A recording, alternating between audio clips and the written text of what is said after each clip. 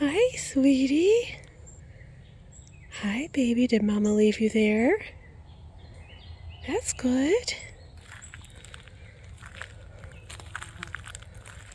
Oh, hi, sweetheart. Hi. Yeah, just wait there for Mom, okay? I was hoping this would happen for us someday, that we would find a fawn that a mom had hidden somewhere on our property. That's a pretty good spot, really.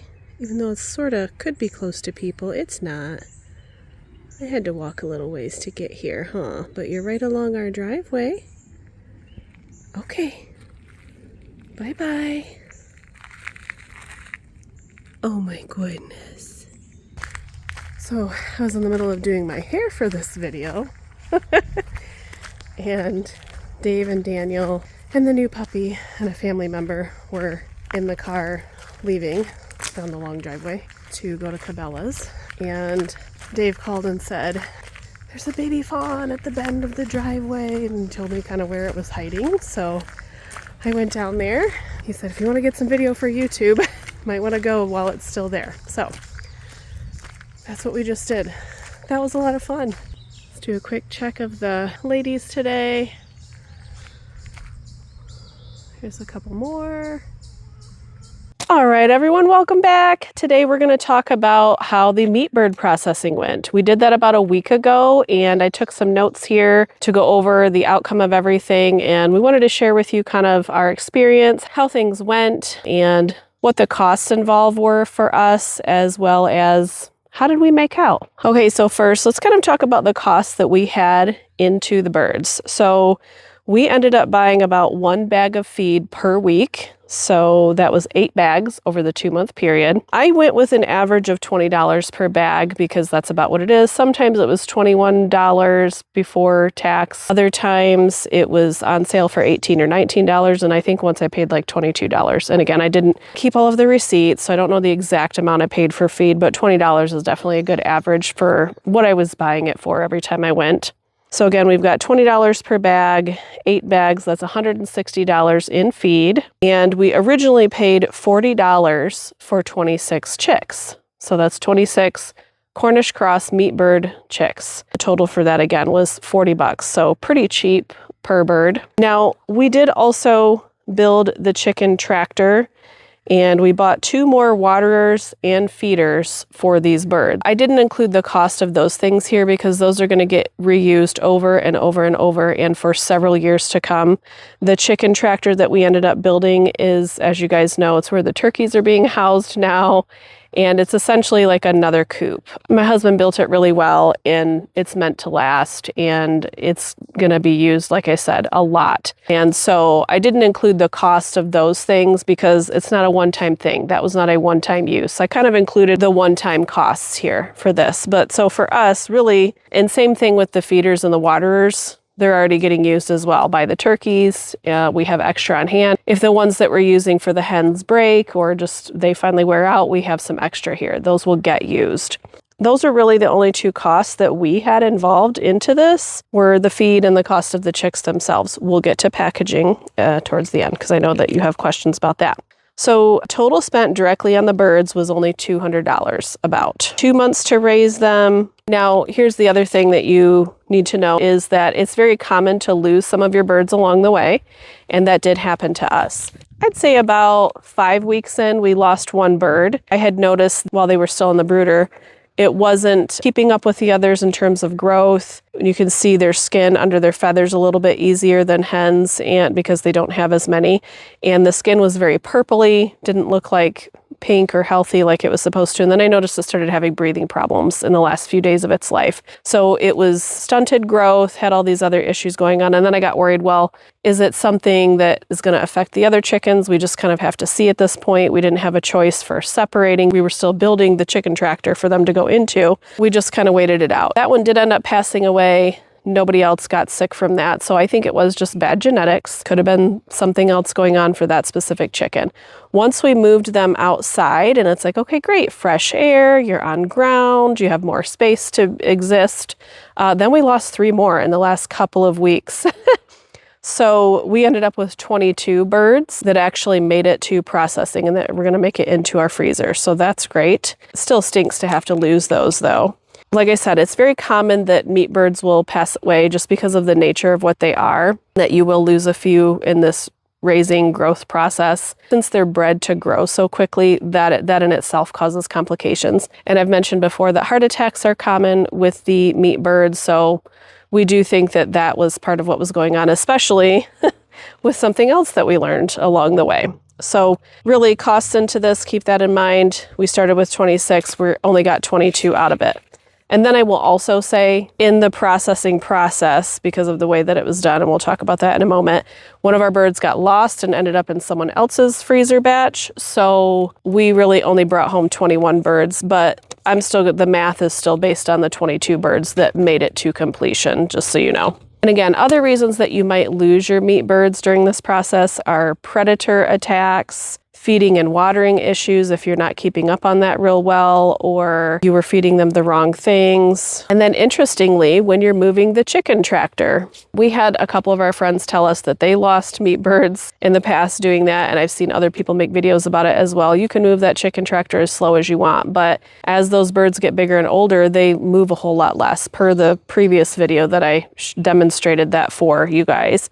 As you're moving the chicken tractor forward to try to give them new ground, they go right under the back of it. For example, they get ran over, they get crushed because they're not moving with the tractor while it moves. And I get it. We had one slip out under because if you remember the way that Dave built that, it's on wheels so that we can raise it in order to roll it easier with the tractor.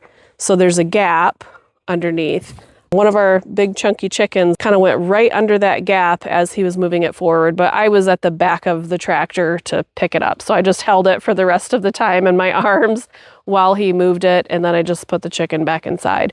So that one we didn't actually lose, but I'm sure we traumatized it. This year, we didn't have to pay for packaging or any of those supplies. And by doing this with a group of other homesteaders and hobby farmers, we didn't need to have any of the equipment on hand. Now, we do actually have some of the equipment ourselves. My husband helped family process some birds a couple of years ago. It was only 5 birds though, and we were all kind of learning and getting into the swing of it. So we do already have our own freezer bag, food sealer. I do also have a way to do the hot water bath. We don't have a chicken plucker or a killing cone. So we were kind of doing that stuff on our own when we did it for the 5 birds that we tried. It wouldn't be much of an investment to get a few more pieces of equipment if we want to do this again in the future on our own. But this year, no cost to us for the equipment. And again, yes, you could include that in your cost of raising meat birds for the first few times that you do it, I guess. But that's equipment that you're going to keep and use over and over and over several years' time. So I wouldn't necessarily include it in like one batch of birds because it's not meant for just that one batch. It's not meant for one-time use. And now the group that invited us to do this with them this year is a group of several families. I want to say there were 4 to 6 families. I think it might have been closer to 6. It was very chaotic for the little bit of time that I went over and took a few video snippets of the actual process, which you'll see here in a moment. But I know the one that was hosting it is very, very experienced doing this. And then one of the other families that participated in this is also very experienced with raising and butchering and packaging meat birds. So those 2 families and all of their kids were there. And then they invited, I think, 3 or 4 others of us to join them in this. And kind of where your contribution comes in. Oh, I have a chicken over here.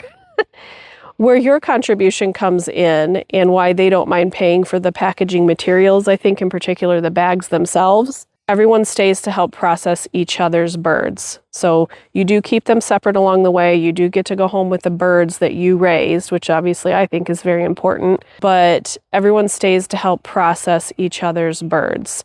So getting them lined up and butchered by group, and then through the rest of the steps of the processing into the ice cooling bath that they do in this particular case overnight. And then the next day they package. Did this over a 2-day period. So for both of the days, everyone participating is supposed to bring a dish or two to pass. I had to work Thursday, and then Friday while I was off, I still had to manage Daniel's last day of school, which was a half day, get a bunch of things done around here because that's also the day we went and picked up the puppy. We could have used another thing going on that day. But anyway, I wasn't able to actually attend the butchering for very long, so Dave did that. But I stopped by the first morning to kind of get a few video clips of the process. I sent Dave with some food, homemade pie, and I know they had it on the second day and everybody enjoyed it. But you contribute a dish to pass because everybody's there together all day long and they want different types of food. So at least one dish to pass. They ended up with more food than they needed, which is great. So kind of like potluck style. Then everybody has breakfast, lunch, and dinner there together. You're helping with the labor of doing other people's birds. So I don't think the cost of the bags is probably very much, if I recall from when we bought them. If you already have all of the other equipment, again, it's not costing you anything to utilize that. And then the rest of it is, cutting them up or quartering them out by hand, removing the innards, that sort of thing. So one of the things I know that you really want to know, what did our cost per bird end up being? Now this again is based on the 22 birds that made it to butchering. Did not base it on the 26 because unfortunately we didn't get them there, right? We didn't end up with those 4 extra birds in the freezer. So for 22 birds, and if we take the $200, that comes out to $9.09 per bird. That's fantastic. That's kind of about where I thought we would end up actually, in us having done our research on this quite a bit before doing it, and with me knowing how much I spend when I go to the store to buy chicken. And so just to give you an idea of what that cost is when I go to the store and buy the chicken, I wanted to give you some examples. So when I go and I get a ready-to-go, ready-made rotisserie chicken at our store, so for ready-to-go, hot and ready for dinner that night, already cooked, already seasoned and wonderful, those are $7.99, which is a really good price for that if you think about the fact that you didn't have to do anything to that. And that's part of what you're paying for. The value of the bird itself and the fact that somebody else cooked dinner for you and did all of the other things, right? And spent the time on it. So that's a really good price to me for a rotisserie chicken for what it is. However, those rotisserie chickens are tiny. They almost remind me more of Cornish game hens, if anybody remembers those. I'll have to look into, does anybody eat those anymore? But when I was growing up, you could buy Cornish game hens everywhere. And so it's more like, it's just an extremely small whole chicken. In that way, you could think that you might be overpaying a little bit, $8 for a really tiny chicken. Again, you're paying for the fact that it's ready to go though. Now, a whole frozen chicken costs $11.03, so $11.03. This is US dollars, by the way. And that tends to be more of a medium small size. I was trying to see on the packaging and the pictures that I took, what was the weight of this bird, and I didn't see that on there. It might have been on there somewhere. So that's more of that's a bigger chicken than the rotisserie chicken, but it's not a huge chicken either. So $11.03 for a whole frozen one that you have to bring home and thaw and cook yourself. And then also another thing that we bought often when we were buying chicken at the store was the prepackaged 3-piece chicken breast, for example, because that's our favorite part of the chicken. That's the thing we eat the most and I do the most things with when I'm cooking. So just like the prepackaged, already, cut and ready to go for you, 3-piece chicken breast, and that's $8.82. And then you're not getting the whole chicken to do, make soup with or do something with wings if you prefer to do that. So I feel like we made out really well with that $9.09 price point. I had said before, and I'll say again, meat birds is something that we kind of understood you tend to break even on. What you're going for, or what we were going for this year, was gaining the experience, just seeing how that would work in real life. And for us, it's important that we know how to do certain types of things. We know how to grow, raise, butcher, and store our food. That's obviously a big goal of what we're trying to achieve here.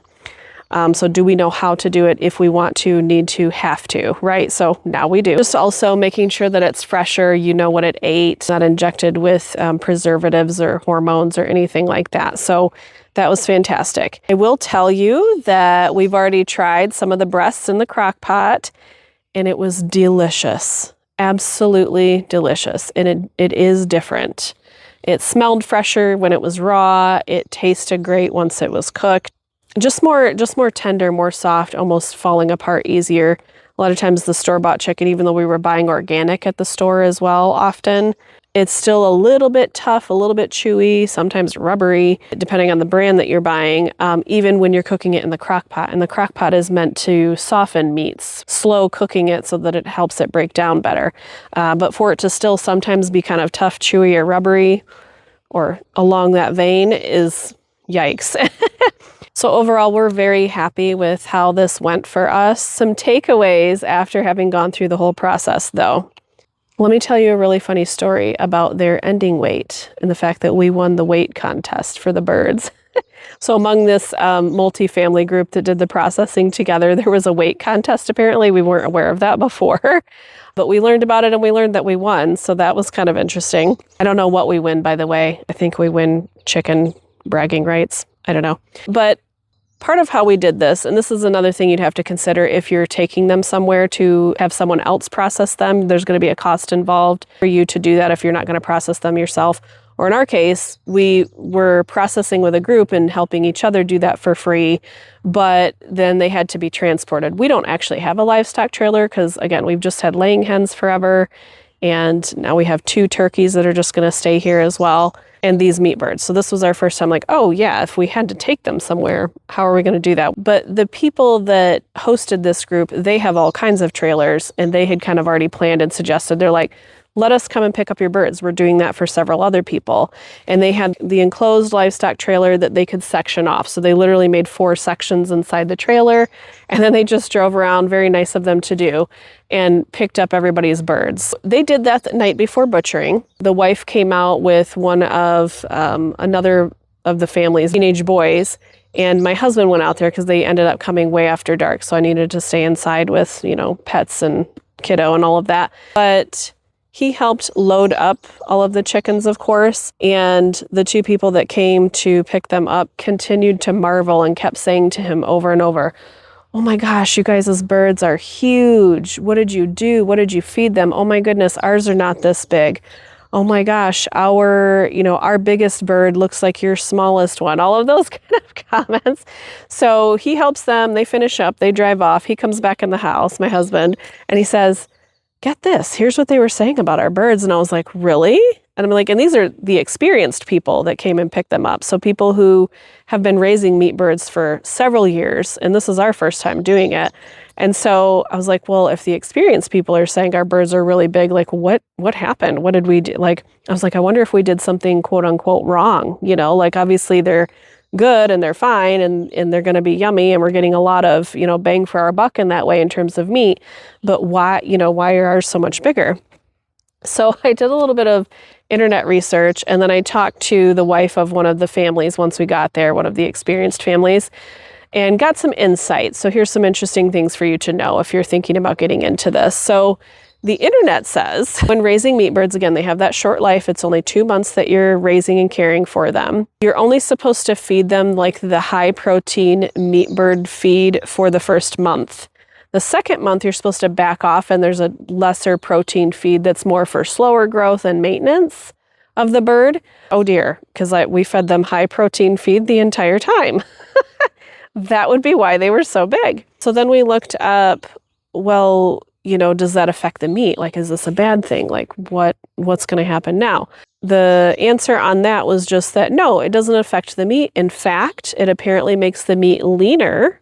So you have a less fatty bird at the end of things, and then you're going to have more meat, obviously. So we're like, oh, that's good. It said, but on the flip side, that can give your birds heart attacks, and that can cause death towards the end of raising them. And we went, okay. So that might be where the first bird was clearly just genetically not doing well and was struggling with a lot of things. But the last 3 birds that we lost, especially being in the last 2 weeks of their life, I think that might have been it. It might have been the fact that we were still feeding that high protein feed and didn't realize that we maybe shouldn't have been doing that or doing as much of that. The other thing the internet said is that you are supposed to moderate their food. Take the food away at night so that they're not just eating around the clock. And I thought, oh, okay, because we didn't do that either. We just kept filling those buckets up, which is why we were going through a whole bag a week. But we also, again, they loved it and they kept eating all the time. And we just thought, well, yeah, that's what they're supposed to do. That's what they're bred to do. They have an internal hunger that's different than a laying hen. it must be normal, right? We assumed that was normal. Because again, we fill up the feed buckets or the feed containers for the hens, and they eat at will, but they're not sitting there pigging out all day long either. They have other things that they like to do throughout the day. They're not just sitting by the feed dish, so it's not like an issue with them. Or you can just only, whatever you're using to measure your feed, like only give them a couple of cups or something, or however much you think they're supposed to have per bird times all of your birds, of course. Make sure you're giving them enough, but that you can moderate it, or that maybe you should, essentially. Now, I talked with the tip I got from one of the experienced wives when I talked to her about it and said, this is what the internet said. Apparently we did this a little bit wrong, but there's some benefits to it as well. So what do you think? And she goes, she said that taking away the feed is kind of ridiculous because birds don't eat at night. And that's true. They go to sleep. Even if you have a light on them, they know it's nighttime. They sleep. Laying hens certainly don't eat or drink at night either. She said, so that probably really didn't matter. They're not going to eat it at night. They're not actually sitting there eating around the clock. And she goes, yeah, the food moderation during the day. She goes, you can do that if you're worried about feed costs, I guess. She goes, but it's also fine to just leave the feed dishes there with the food, which is what we were doing. So I think our key takeaways, and hopefully some takeaways for you, are all of what I just said. Like, keep those things in mind. I kind of thought in the future, maybe what we should do is give them the high protein feed for 5 or 6 weeks and then back it off the last 2 or 3 weeks of their lives so that they're not getting that high protein the entire time. But maybe we should give them high protein longer. Or that second month of their life, you could mix high protein feed with the lesser protein feed that you're supposed to do at that time. So you're still getting some of that benefit of the larger, leaner bird, but you're not overwhelming their system with like high protein, high protein, high protein. Again, something that we learned that was great to know. Okay, so next up, I'm going to show you kind of the snippets of the process that I took. I'll have some words on the screen to kind of explain what the equipment is and what is happening in that part of the video. But again, this was a situation where I really didn't have time to walk around and get permission from everybody to be able to film. There was 50 people there, I don't know, with kids and adults and whoever else. There's that piece of it. I really didn't get a lot of permission. I tried not to get a lot of faces or young kids in the videos or even of the adult. I'm always trying to be aware of that just for privacy reasons, to not, show a bunch of stuff. And because this was organized chaos, but it was chaotic, right? So this isn't like the next clips you're going to see are not like the exact step-by-step. I did try to put them in order of what happens. So you see them at the killing cones, then you see them kind of getting, some of the body parts removed. Then you see them being dunked in the hot water to help loosen the feathers off the skin. Then they go into the plucker machine. Then after that, they go to the processing tables where you're, cleaning off any little bits of feather that are still there. You're taking out the innards. You're prepping them for packaging. Then after that, this particular group likes to have them stored overnight in extreme cold ice baths. They said that just helps with the packaging process and probably better overall for like the storage of the bird in the freezer. And then the next day, they focus on packaging the birds up and then everybody taking them back home. And then we'll be back after the video clips because I wanted to kind of interview my husband a little bit since he's the one who was there for a whole day and a half and get his insights, get his thoughts, see if he learned anything new that he didn't know before. I'm sure he did. So we'll talk with him after this. Processing over in the barn? Yes.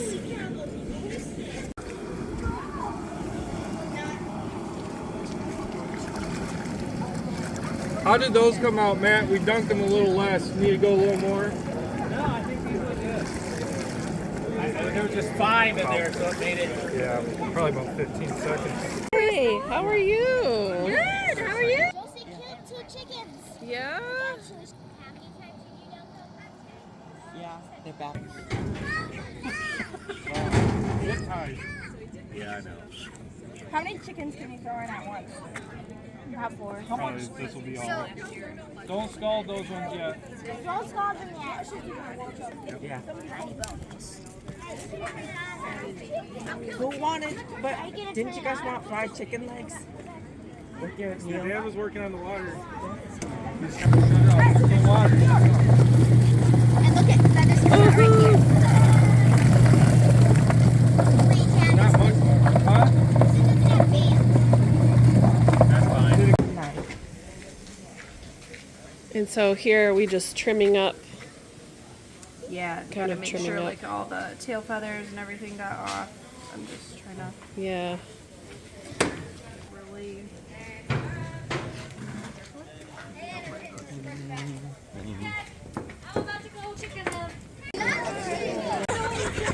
What? You want me to hold the chicken? I'm good. I think we have enough. Do you need this one? Babe, how many people? I want to kill a lake.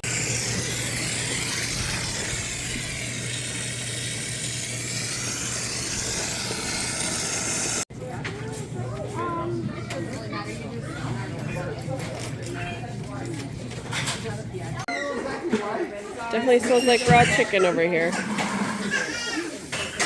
Peel the skin back so that you can cut the Didn't you rinse chickens last year?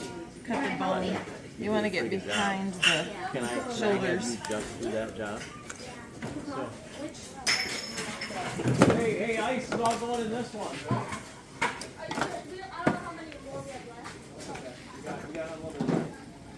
Have a deep cut. Yep, as far back as you can, because then the neck bones won't stick out past the shoulder and poke the bag. Gotcha. No, I don't know what I'm doing. So. Yeah. We've done it a few times, but it's just been a little while. You hold the body. It's like sliding around.